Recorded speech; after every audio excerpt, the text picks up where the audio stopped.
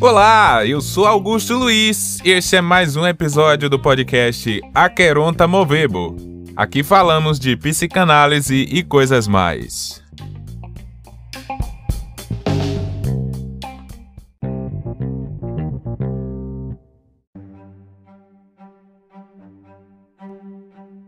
Anos atrás dei a seguinte resposta à questão de como alguém pode tornar-se psicanalista: pela análise dos próprios sonhos.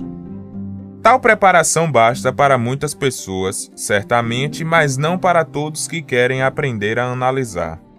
Além disso, nem todos conseguem interpretar os próprios sonhos sem ajuda externa. Todo indivíduo que queira efetuar análise em outros deve, primeiramente, submeter-se ele próprio a uma análise com um especialista. Quem levar a sério este trabalho deveria eleger esse caminho que promete várias vantagens.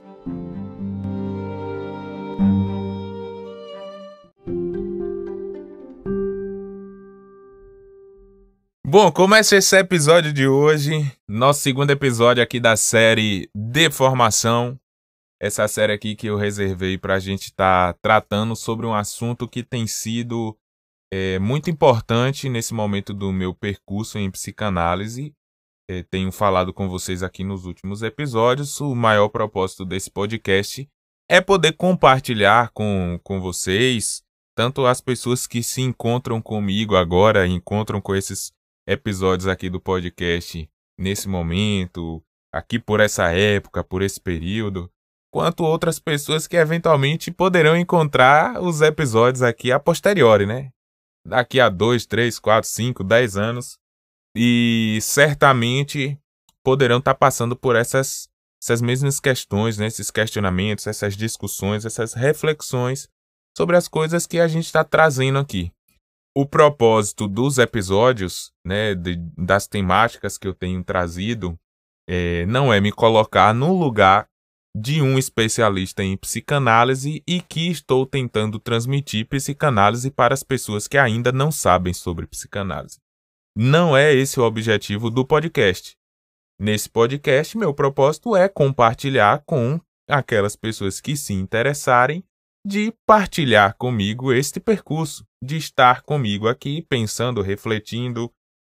Nem todas as questões que eu vou trazer aqui no podcast serão verdades absolutas ou serão contribuições para a psicanálise enquanto campo teórico ou clínico, prático, técnico. Enfim, serão coisas aqui que estarão fazendo parte do momento do meu percurso, mas que outrora eu posso nem sentir mais que elas fazem parte.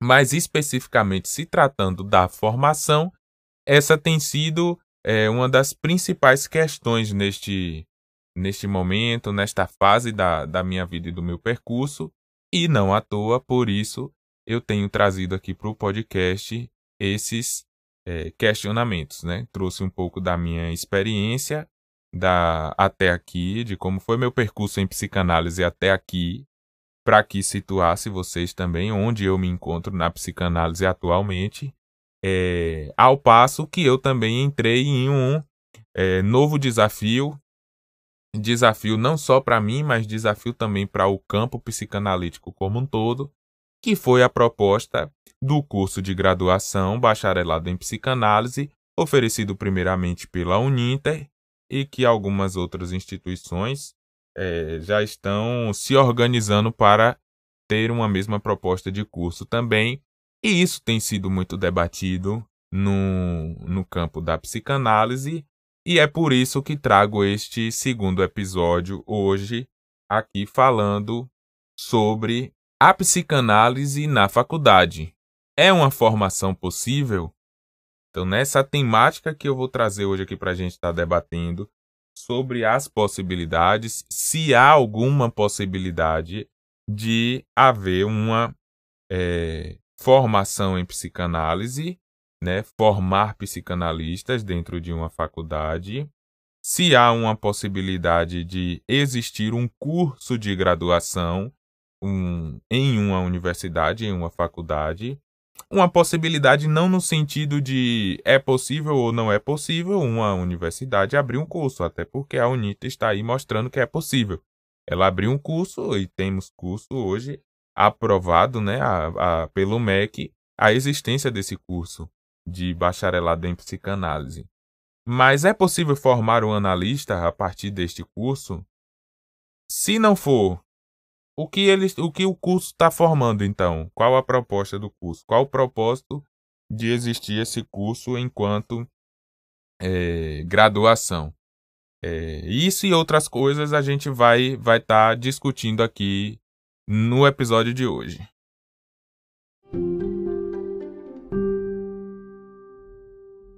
Bom, para a gente entrar de fato no assunto do episódio de hoje, eu recordo a vocês que o episódio anterior do podcast, onde eu trouxe aqui mais um episódio da série Diário de Bordo, desta vez, né, tratando a respeito da faculdade, da formação do curso de graduação oferecido pela Uninter. A gente leu, né, trabalhou ali no episódio em cima primeiramente do PPC, né, do projeto pedagógico do curso, e em seguida das minhas impressões a respeito do curso, de como tem sido o meu contato com a proposta de formação até então. Para quem tiver curiosidade, vale também retornar nesse episódio, terceiro episódio do podcast, para obter melhores informações sobre isso. Mas resolvi começar esse episódio de hoje justamente ali com o texto inicial, que é um trecho contido no trabalho de Freud, recomendações ao médico que pratica a psicanálise. Um texto de 1912, né? Ele está contido nas obras completas, volume 10, da edição da Companhia das Letras, né? Ali os textos das observações psicanalíticas sobre um caso de paranoia, relatado em autobiografia, e artigos sobre a técnica e outros textos. Inclusive, esse texto ele está inserido, né, justamente nessa parte do livro que são os artigos sobre a técnica. Eu peguei primeiramente, fiz a leitura, né, desse texto e trouxe ele aqui para o episódio, porque ele se trata de recomendações ao médico que pratica a psicanálise. Mas por que especificamente ao médico aqui? Ao médico porque ele trata, né, é uma área, digamos assim, uma formação que tem todas as características do discurso universitário e científico a respeito de um tratamento, de uma proposta de tratamento voltada à saúde. Então, quando eu penso em um curso de universidade, um curso de graduação para psicanalistas, peguei especificamente a respeito dos médicos, por se tratar naquele momento, né, em que Freud ia escrevendo e elaborando, e consequentemente alguns anos depois os outros demais psicanalistas, né, digamos ali as comissões diretoras, as pessoas que pensavam como deveria ser a formação de um analista, durante muito tempo isso foi restrito a quem era médico, né? Tinha esse pré-requisito de certa forma. Apesar da gente ter o texto também, né, de a psicanálise leiga, né? E a gente vai trazer este texto também aqui em outro momento. Mais especificamente se tratando desse primeiro texto que eu vou falar no episódio de hoje, nas recomendações ao médico, no primeiro momento Freud vai trazer a regra fundamental da psicanálise, neste caso para o analista, né, para o psicanalista, a atenção flutuante.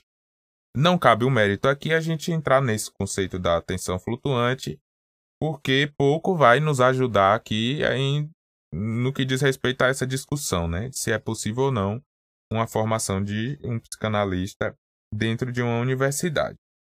Mas no decorrer das recomendações e digamos assim, na explicação do que seria essa atenção flutuante, eu acho que Freud ele vai tocar num ponto que é o que me fez trazer esse texto aqui para o episódio, que diz o seguinte: a atenção flutuante, de uma maneira bem genérica, e traduzindo aqui, tentando também traduzir para o que eu poderia sintetizar da compreensão do que ele quer dizer aqui nesse texto, significa que, em vez do analista ficar super atento, concentrado em ouvir todos os detalhes que o analisante, né, que o paciente está ali lhe contando, ou gesticulando, ou silenciando, ou repetindo movimentos, enfim, em vez de ficar completamente atento a isto,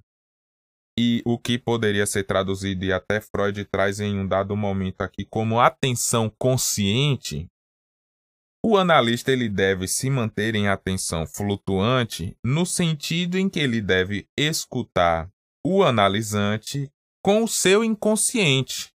E isso a gente vai ver muito bem elaborado, né? Posteriormente, com os ensinos de Lacan, etc., que a análise ela se dá nesse sentido, né? De um inconsciente do analisante, os significantes e o inconsciente do analista, né? De uma maneira bem resumida aqui, digamos assim. E nesse sentido de colocar que o analista ele vai ouvir com o seu inconsciente, digamos assim, Freud vai dizer aqui o seguinte: o médico deve colocar-se na posição de utilizar tudo o que lhe é comunicado para os propósitos da interpretação, do reconhecimento do inconsciente oculto, sem substituir pela sua própria censura a seleção a que o doente renunciou.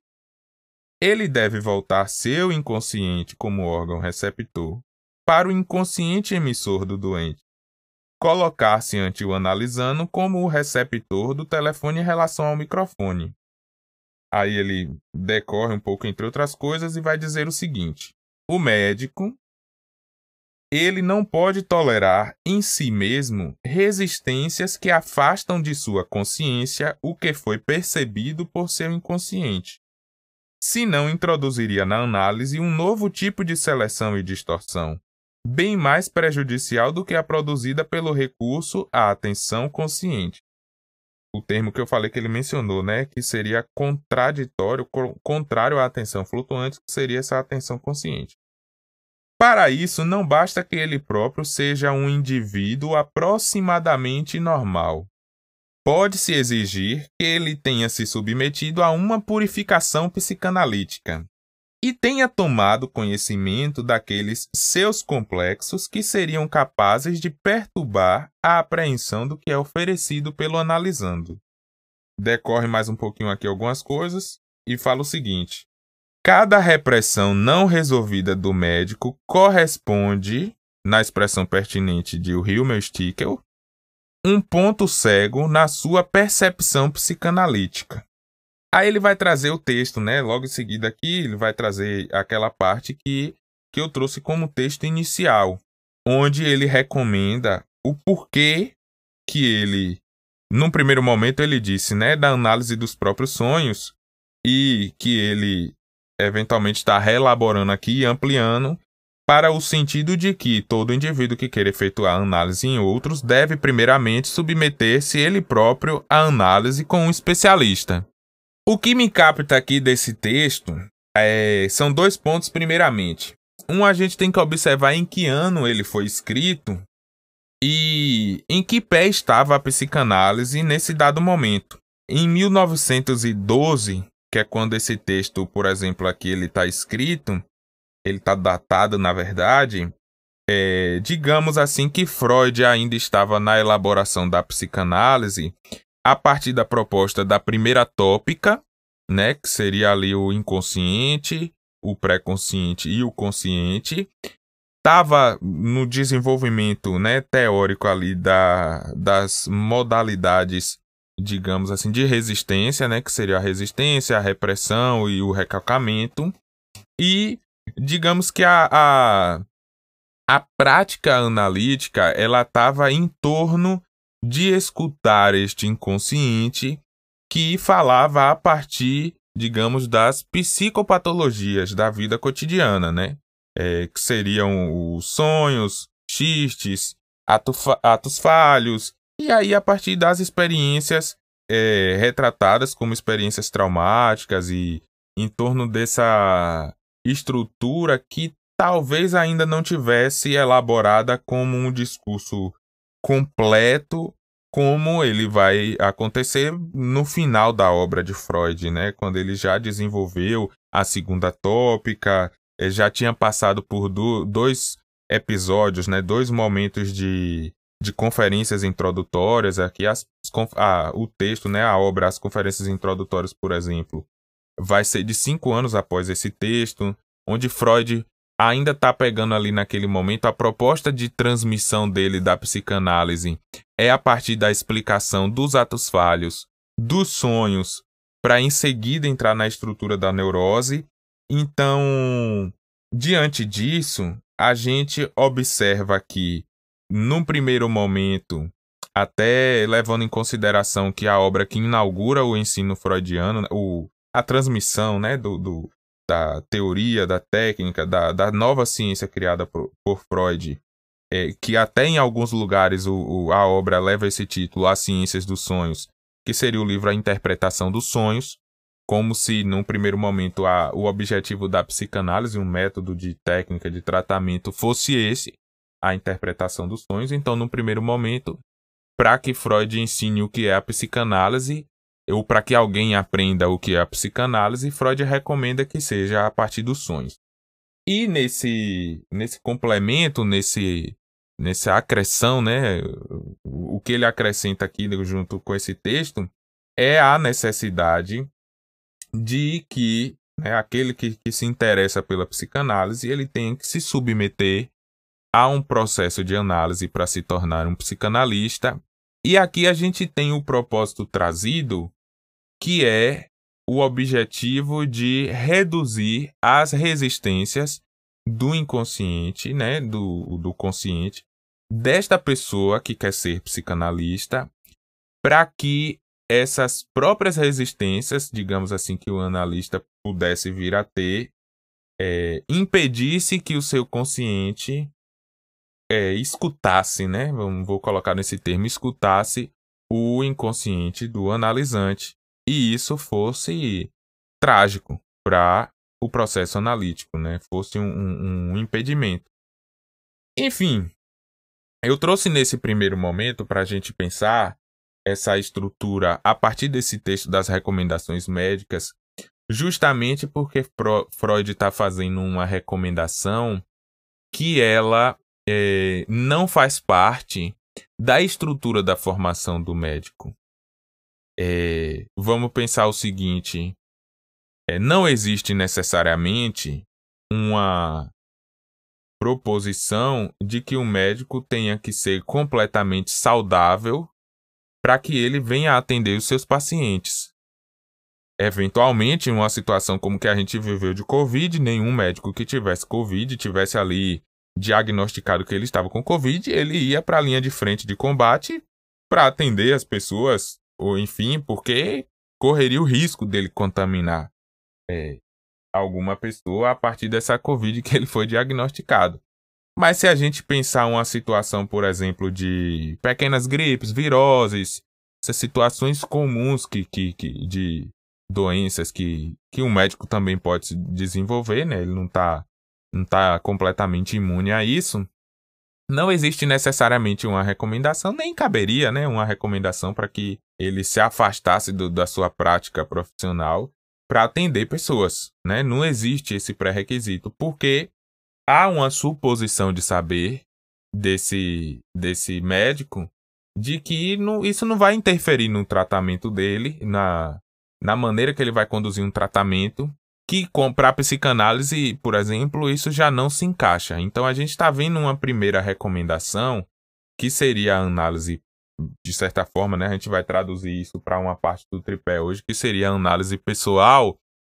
E se essa é uma recomendação para os médicos que praticam a psicanálise e para aqueles que se interessam em se tornar psicanalistas, em que ponto uma proposta de um curso de graduação tem a capacidade de contemplar esse que seria a parte primordial, principal de formar novos analistas? Então, por exemplo, a gente poderia pensar que e um curso que se propusesse a formar novos psicanalistas, o começo do curso seria submeter esses interessados ao processo de psicanálise. Então, o que é que vai ser? Vou entrar no curso para eu me tornar psicanalista. Qual vai ser a primeira coisa que eu vou encontrar nesse curso, que eu vou fazer nesse curso, nesse percurso de formação? Vou começar a minha análise. Mas, e aí? Como que a gente coloca este requisito, nessa obrigatoriedade, e como que oferece isso? A gente vai ouvir algumas críticas, por exemplo, sendo traçadas, né, a respeito da formação da IPA, que ela propõe algo similar a isso. Quando você entra em um instituto, em um grupo, em algum agrupamento, né, de formação ou transmissão de psicanálise, que geralmente é vinculado à IPA e que pressupõe, né, de uma estrutura de formação a partir desses princípios, desse modelo, digamos assim, mais tradicional, ou seja, correspondente a esse período aí mais próximo a Freud, a gente vai ter uma estrutura em que há uma obrigatoriedade de se submeter a uma análise a alguém mais experiente, que geralmente é vinculado a essa instituição. Então, a instituição tem alguns psicanalistas ali, membros, que vão se tornar analistas dos novos interessados em se tornar psicanalistas. E, em seguida, vai ter uma estrutura de analistas didatas, que vão ser analistas no sentido de transmitir de uma forma como se faz a psicanálise, né? Talvez um modelo ali um pouco diferente do que é uma análise de fato de alguém que não tem interesse em se tornar analista, e uma análise de quem tem interesse e está com o objetivo de entender como é que funciona isso aqui se tratando de uma análise, né, ali no set analítico. Entre outras regras, né, como tempo de análise, quantas sessões fazer por dia, por semana, por mês, todo um controle de certa forma. E aí caberia, por exemplo, uma universidade hoje colocar isso dentro do seu quadro de formação, por exemplo, dentro da sua proposta de currículo, ter lá 3.200 horas, né, 3.200 de carga horária total do curso, e vai ter quantas horas aí de carga horária que vão ser obrigatórias de análise? Como vai mensurar se ocorreu de fato uma análise ou se de repente foi uma psicoterapia que aconteceu? Porque se for uma psicoterapia, não aconteceu uma análise. E aí não faz sentido calcular, é igual receber assim, alguém que estiver fazendo psicologia vai entregar uma carga horária extra, né, um certificado de uma carga horária extra de um evento de engenharia mecatrônica. Não faz sentido nenhum. Então, diante disso, eu acho que torna inviável, né, uma proposta de um curso de graduação tentar obrigatorizar, de certa forma, o processo de análise pessoal. E aí eu estou colocando, né, nesse momento aqui, a minha opinião pessoal a respeito disso. Eu não me sentiria à vontade de me submeter a um processo de análise pessoal onde, por exemplo, fosse um analista escolhido por outra pessoa. Que a faculdade, por exemplo, me fornecesse o analista com o qual eu tenho que me analisar. Nisso aí eu não vejo um processo de identificação, primeiramente, acontecendo, e aí eu não vejo a instauração de uma transferência. Eu acho que não acontecendo a transferência, não acontece uma análise. E enfim, isso vai ser coisa que para quem tiver eventualmente tendo um primeiro contato aqui agora, posterior a gente vai estar trabalhando mais também a respeito desse tema aqui.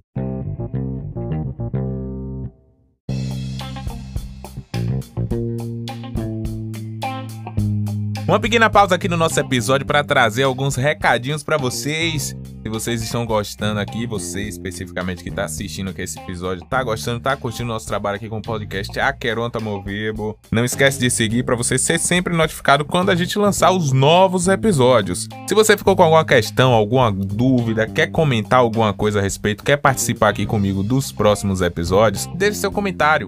No Spotify tem o recurso de você enviar uma mensagem de áudio, então se você tem alguma dúvida ou quer comentar alguma coisa a respeito do que foi falado nesse episódio ou em qualquer outro episódio aqui do podcast, podcast, você pode ficar à vontade de mandar mensagem, a gente vai ouvir a mensagem e assim que for coerente ou que tiver dentro do contexto de um próximo episódio, a gente vai estar adicionando sua mensagem e a sua participação. Enfim, como eu falei, aqui eu compartilho do meu percurso psicanalítico com vocês e eu preciso de que vocês partilhem comigo também para a gente construir esse percurso juntos aqui. Não esquecendo também, a gente está com um projeto de lives segundas e quartas-feiras, 12h30, lá no meu Instagram, augustoluiz.psique. A gente está fazendo a leitura de algum livro que seja feito por psicanalistas, especialmente, né, preferencialmente, mas que tratem de assuntos de uma maneira acessível, que seja uma linguagem com pouco psicanalês e que converse com qualquer pessoa interessada sobre aquele assunto. Então a gente está fazendo a leitura desses livros num projeto ali, né? Comendo o livro, para a gente preencher esse horário de meio-dia. Eventualmente é onde a maioria das pessoas ali estão almoçando, em vez de colocar um vídeo bobo ou alguma coisa assim que possa eventualmente não acrescentar muita coisa na vida. Em vez de ficar fazendo isso, é colocar ali a live da gente, a gente fazer essa leitura junto, né? Pensar a respeito de algum assunto que possa contribuir, e especialmente com a nossa saúde mental e nossa vida, nossos relacionamentos, nossas tomadas de decisões, etc. Lembrando que mais informações, entre tantas outras coisas, vocês podem conferir no meu site oficial www.augustoluiz.com.br. Você vai ficar sabendo de tudo e vai poder colaborar comigo aqui. Agora vamos voltar ao episódio.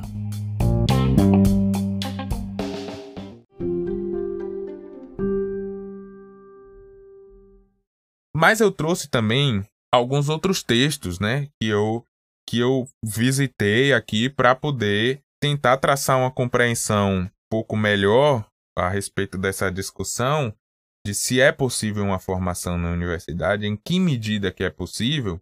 E claro, eu não ia ter condição de ler toda a obra de Freud, toda a obra de Lacan, toda a obra de Winnicott, de todos os outros psicanalistas, para que eu pudesse chegar a um certo pensamento aqui mais conciso a respeito disso. Então a maneira mais palpável para a gente recorrer seria textos, né, de outros psicanalistas, geralmente psicanalistas aqui mais próximos, né, a mim, no sentido de que estejam fazendo a psicanálise hoje, que estejam fazendo a psicanálise aqui no Brasil, e que, né, eu sei que eles estão fazendo um processo de formação continuada, tendo contato, já tiveram contato com várias obras de Freud, de Lacan e de outros psicanalistas, e quando eles escrevem esse texto de uma maneira mais reduzida e mais acessível aqui, né, texto às vezes de 5, 6, 7 páginas, eles estão trazendo a percepção deles sobre essas obras clássicas da psicanálise, os pensamentos clássicos da psicanálise, que torna, digamos assim, né, um pouquinho mais acessível agora para esse primeiro momento. Aí eu tenho um texto aqui, eu tô com a edição especial da revista Topos, uma revista de psicanálise, ano 11, número 11, o anuário de jornadas do Espaço Moebius, né, em Salvador, que é um espaço, né, um agrupamento de psicanálise de Salvador. Essa revista aqui ela é do ano de 2006, e eu trouxe mais especificamente aqui o texto de Maria Luísa Mota Miranda, Psicanálise se aprende na universidade. E aí esse texto dela eu achei interessante, no sentido em que, digo já para vocês, Maria Luísa Mota Miranda, ela é psicóloga e atua com a psicanálise. Mais precisamente, ela é coordenadora da divisão de ensino do Centro de Estudos e Terapia do Abuso de Drogas, né, CETAD, na UFBA. É diretora do Instituto de Psicanálise da Bahia, o IPB Bahia. Instituição que se dedica à transmissão e investigação da doutrina e dos fundamentos da experiência analítica na orientação lacaniana. E aí ela traz os seguintes pontuações, assim, ó. Lembrando, eu acho que esse texto, salvo engano, eu tô com a revista impressa aqui e vou pesquisar se eu encontro esse texto disponível de maneira virtual. O Espaço Moebius, ele disponibiliza algumas revistas no site dele, mas eu não sei exatamente se essa edição está disponível. Caso esteja, eu vou colocar aqui em algum lugar. Se não tiver aqui no episódio, né, o link para que vocês possam ter acesso a esse texto. e os outros aqui que eu vou mencionar. Se não tiver aqui no stream ou no YouTube, certamente vai estar no meu site, né? E aí vocês podem visitar o meu site que eu coloco lá no blog para as referências desse episódio aqui de hoje. No primeiro momento, né, para responder, a psicanálise se aprende na universidade. Se a gente observar, né, para se aprender algo na universidade, tem que alguém, né, alguma maneira de um ensino. Tem alguém ensinando, tem alguma coisa. E ela traz primeiramente justamente essa contradição, digamos aqui, né? Freud considera o ensino uma profissão impossível. Contudo, né, no movimento psicanalítico, a gente vai ter muito frequentemente os termos, né, o ensino da teoria psicanalítica e a transmissão da psicanálise, tratando de um ensino. Em seguida, ela vai trazer questão também de Lacan, relacionada à teoria dos 4 discursos. E ela vai colocar, né, a respeito do discurso universitário, que é um dos 4 discursos, e o discurso psicanalítico, que também é um dos 4 discursos, né? No caso, outro discurso completamente diferente do discurso universitário. E aí, levando em consideração esses 2 discursos diferentes, o discurso universitário e o discurso psicanalítico, ela vai trazer nessa questão de questionar a universalidade do ensino. Ou seja, né, essa questão de se é possível transmitir um ensino que seja universal, uma coisa que seja construída ali, e possa ser universalizada, né? Ser colocada em qualquer outro lugar. E aí ela vai trazer uma questão aqui que eu penso também ser muito importante para essa discussão. O ensino da psicanálise na universidade ocorre na mesma perspectiva que o ensino da psicanálise numa instituição psicanalítica? E aí ela traz um outro ponto também que eu acho interessante colocar aqui, que é o seguinte. A transmissão da psicanálise por aquele que tenha uma formação analítica será diferente de uma transmissão por alguém que tenha estudado a teoria psicanalítica sem ter passado por uma análise. Só nesse parágrafo aqui, a gente tem essas questões a ser pensadas a respeito de uma proposta de um curso de graduação. Tendo em conta essa teoria lacaniana dos discursos, essas 2 estruturas de discurso completamente diferentes, que é a do universitário e a do discurso psicanalítico. Essa segunda questão da transmissão da psicanálise em uma universidade, ela vai ocorrer da mesma forma que ocorre em uma instituição de psicanálise, né, nos agrupamentos de psicanálise, que no caso estão fora, a priori, né, a princípio, eles estão fora dessa estrutura academicista, ou acadêmica, melhor dizendo, né? Alguns institutos, alguns agrupamentos, eles até têm um formato muito academicista. E essa situação em que, geralmente, um ambiente, né, um agrupamento, uma instituição, uma proposta de curso, de formação, de transmissão de psicanálise, que esteja fora dos agrupamentos de psicanálise, vou botar aqui os termos agrupamentos tradicionais de psicanálise, pode ocorrer em que o suposto, né, psicanalista, transmissor ali da experiência psicanalítica, transmissor do ensino, né, que esteja ali fazendo a transmissão da psicanálise, não tenha tido sua formação psicanalítica. Então, por exemplo, no episódio anterior, falando a respeito da Uninter, eu me recordo de ter trazido o ponto de que há um certo ranço da psicologia nessa proposta de curso, no sentido em que todos os professores que tratam diretamente da psicanálise, né, que não sejam, por exemplo, um professor de filosofia, um professor de alguma outra disciplina ali que entra como complemento curricular, esses professores geralmente, em sua maioria, têm uma formação em psicologia. Por ter essa formação em psicologia, eles acabam trazendo o ranço da transmissão da psicanálise no ambiente de formação de psicólogo.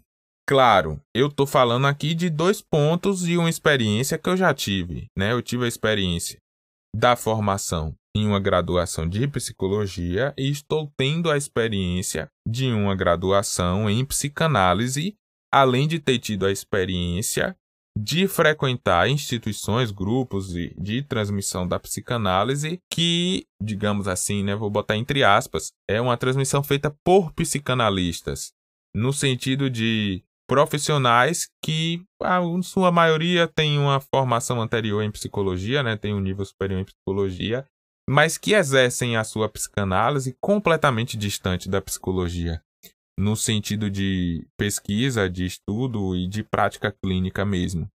Então, tendo essas 3 experiências, eu posso observar que na proposta do curso ainda tem essa semelhança de uma transmissão da psicanálise a partir do ponto de vista e do lugar em que há uma transmissão da psicanálise no espaço de formação da psicologia.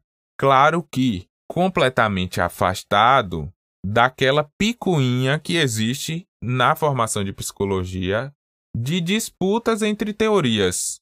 Se é a comportamental, se é a TCC, se é a humanista, se é a behaviorista de Skinner, se é a behaviorista de Wundt, se é Freud, se é psicanálise, se não é psicanálise, se é neurobiologia. Não tem essa picuinha de dizer necessariamente o que é mais científico, o que é menos científico, que tem evidência, que não tem evidência. Tem outro tipo de picuinha, digamos assim, bem entre aspas, no sentido de, por exemplo, Freud ou Lacan, ou Winnicott, ou Erik Erikson, ou Anna Freud, ou Melanie Klein. Então, tipo assim, tem algumas diferenças a respeito disso, mas de certo ponto tudo dentro da psicanálise ainda. Então, há uma discussão a respeito de fato do que é a psicanálise. Mas, no sentido de observar e gerar curiosidade se essa transmissão está sendo realmente feita por quem teve uma experiência de formação de fato analítica. E aí a Maria Luísa, ela vai trazer 3 perspectivas, né, a respeito de como pode haver um ensino a partir do discurso analítico. E aí vem o seguinte, a proposição 1 é a seguinte: a formação do analista é uma referência necessária para a transmissão da psicanálise a partir do discurso analítico. Então, assim, um modo de aprender sobre a técnica e sobre psicanálise é passando por uma análise. Só dá para transmitir e compreender o discurso analítico se submetendo a este discurso. Seja no lugar de analisante, né, de por exemplo, ver um outro, né, estar ali na experiência de ver o outro atuando, ocupando esse lugar e mantendo este discurso, né, o discurso analítico, e seja entendendo também a partir disso aí como se colocar nesse lugar do discurso analítico. Que aí vai trazer outros pontos aqui também que eu pesquisei a respeito da possibilidade dessa formação, no sentido da mudança, né, do discurso, né, da verdade de analisante para a verdade de analista, do desejo de estar analisante, de passar pelo processo de análise, mudando para um desejo de ser analista, entre tantas coisas que vão implicar em torno disso aí. Entre outras coisas, a Maria Luísa vai trazer aqui também: o valor do ensino na psicanálise é sustentar a prática analítica, um lugar de ensino é um lugar de elaboração comunitária, mas esse trabalho ele só é válido se suporta a experiência que constitui a sua fonte. Então, não há ensino da psicanálise se esse não for transmitido por ensinantes que portem uma formação analítica. Nessa primeira proposição aqui das 3 que ela propõe, a respeito de um ensino dentro da perspectiva do discurso analítico, é essa imprescindibilidade, não sei nem se essa palavra existe, né? Ou seja, o fato de ser imprescindível, de que a transmissão seja feita por alguém que tenha uma formação analítica. Para que ocorra um ensino, uma transmissão da psicanálise, ela só é possível se ela estiver no discurso analítico, não no discurso universitário, né? Então, cabe a gente pensar se é possível, né, se há um espaço para isso acontecer dentro de uma universidade. A segunda proposição é a seguinte: a transmissão da psicanálise se dá pela sua formalização e pelo matema. Ela vai trazer aqui, né, que os instrumentos capazes de assegurar a transmissão do saber psicanalítico, né, seria o matema. O matema é um conceito criado por Lacan, que são conjuntos de escrituras de aspectos algébricos, né? A Maria Luísa coloca assim. É uma maneira que Lacan encontrou de juntar a álgebra com a linguagem ele deu esse nome Matema, né, para explicar os conceitos psicanalíticos sem a necessidade de expor casos clínicos, por exemplo. Então, a gente vai observar a transmissão das hipóteses teóricas e os conceitos de Freud a partir dos exemplos, dos casos clínicos, né, de como esse sonho interpretou esse sonho assim, esse caso assim assado. E Lacan, ele não traz as explicações, ele não traz esses casos clínicos, mas ele desenvolveu essa linguagem própria, né, de transmitir a psicanálise, como esquema L, esquema R, esquema I, esquema S, noborromeano, entre outros, justamente para dar uma dimensão da experiência analítica a partir desses instrumentos, né? Aí ela vai colocar o seguinte aqui também, né? A doutrina do Matema vai afirmar as seguintes proposições: não há mestres, não há discípulos, não há sabedoria, não há palavra nem presença, não há sabedoria para além do saber. O universo da ciência não requer mestre, a não ser que o nome, né, mestre, designe apenas uma posição, sendo substituível por qualquer outro, tendo como função a transmissão. Então, nesse sentido aqui de a possibilidade da transmissão dos conceitos, né, de formalizar a psicanálise a partir do Matema, ela tira essa necessidade de que haja um mestre. Então, é como se tivesse dizendo assim, não faz necessário ocupar, né, o prescindir do discurso universitário para transmitir a psicanálise.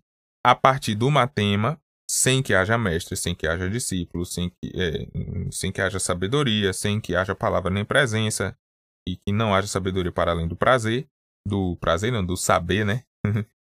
Vai se tornar possível aqui, a partir disso, a transmissão dentro do discurso analítico.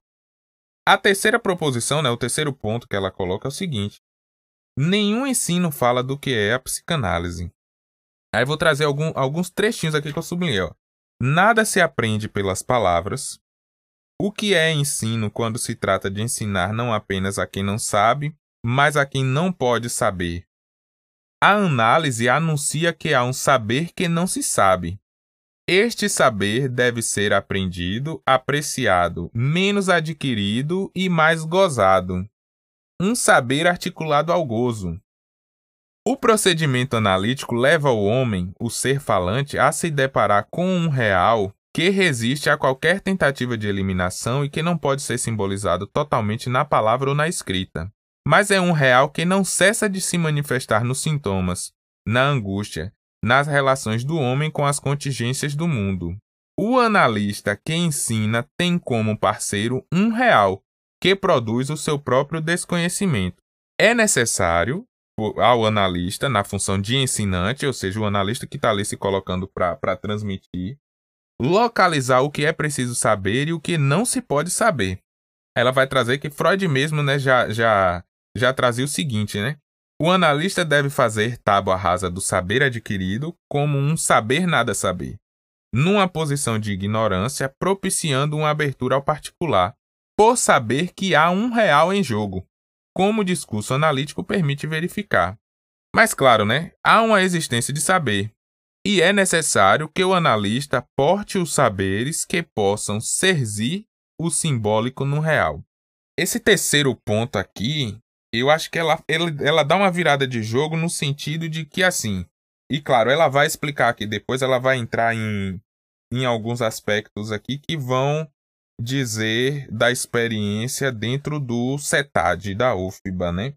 De como acontece, né, a transmissão da psicanálise, como há o trabalho dentro desse espaço, e está falando aqui mais precisamente a respeito das toxicomanias. Então, assim, não vou entrar nesse assunto aqui agora, até porque o episódio também já está um pouquinho grande, mas nesse ponto aqui, o que eu posso aprender do que trouxe nesse texto é que é possível uma psicanálise, uma transmissão de psicanálise dentro da universidade. Mas se essa transmissão ela ocorrer não no discurso universitário, mas no discurso psicanalítico. Para quem não conhece ainda a teoria dos discursos de Lacan, né, dos 4 discursos, dos 5 discursos, na verdade, né, que vai ter também o discurso do capitalista, pode se perguntar o que é o discurso universitário. O que é o discurso psicanalítico? A gente não vai entrar nisso agora, em um outro episódio a gente trata desse assunto aqui, a gente explica e junta, ou quem tiver um interesse também já pode dar uma pesquisada aí e olhar um vídeo do Christian Dunker ou de outro psicanalista aí que vai estar muito bem explicado.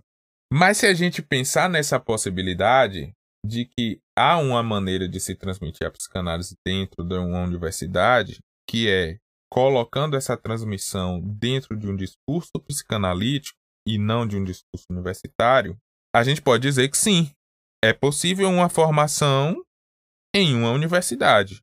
Mas até que ponto cabe esse discurso? Até que ponto uma graduação, e aí eu crio a ênfase, né? Eu coloco a ênfase nesse termo graduação, porque diferente de uma pós-graduação, que vai ser uma especialização, que vai propor, eventualmente, outros contextos de transmissão, de prática, de objetivos.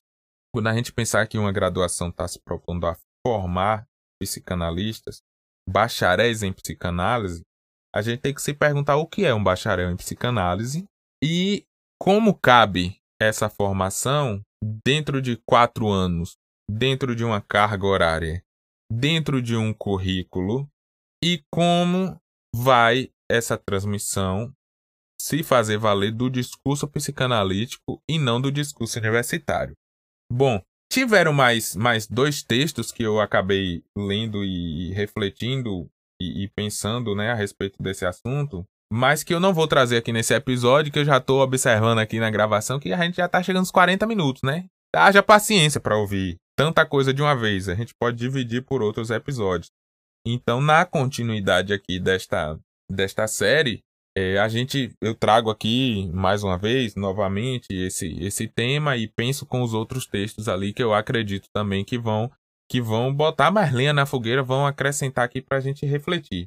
Porque diante de todas as discussões, de todos os impasses, questionamentos e alvoroços, e etc., abaixo-assinado, entre tantas outras coisas, que a gente ouviu nos últimos 2 anos, né, desde a aprovação pelo MEC da criação desse curso e o início da turma, né, das primeiras turmas, etc., abertura de vaga, vestibular e por aí vai, para além de a gente criticar e determinar como um lugar impossível de formar um analista, de transmitir a psicanálise, a gente pode pensar como é possível.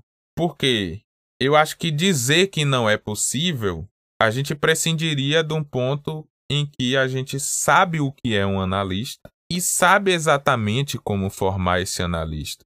Que a gente sabe o que é. Se a gente sabe o que é um analista, a gente sabe como formar esse analista. Se a gente não sabe, então, o que é um analista, se a gente não pode dizer o que é um analista, a gente não sabe como formar um analista. Talvez a gente saiba como não formar um analista. E aí, beleza. A gente pode usufruir desse texto, que eu mencionei algumas partes para vocês, e constatar de que, eventualmente e muito provavelmente, a gente sabe que não dá para formar um analista dentro do discurso universitário. Pronto. Mas caberia formar dentro de um discurso psicanalítico. Pronto. Cabe o discurso psicanalítico dentro da universidade ou de um curso de graduação em psicanálise? Se couber, ou se tiver ocorrendo essa transmissão a partir do discurso psicanalítico, então é possível uma formação de um analista dentro de uma faculdade, de um curso de graduação. E claro, a gente vai ter muita coisa para discutir ainda a respeito disso, não vai encerrar esse assunto aqui. Era o que eu queria trazer para vocês hoje. Enfim.